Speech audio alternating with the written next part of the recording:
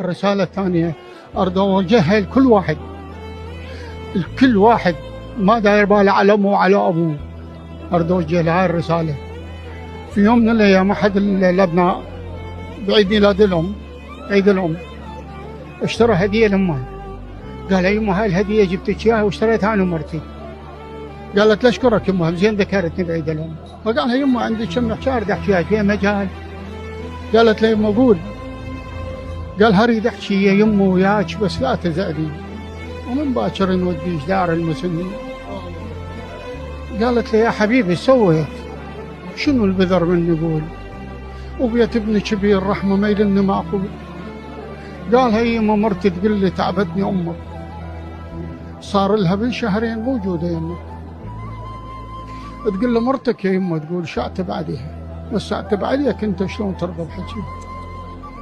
قال هي يمه مرتي مو تعبت هوايه خطيه، وانا شلون ما اشوف سالفتك بطيه.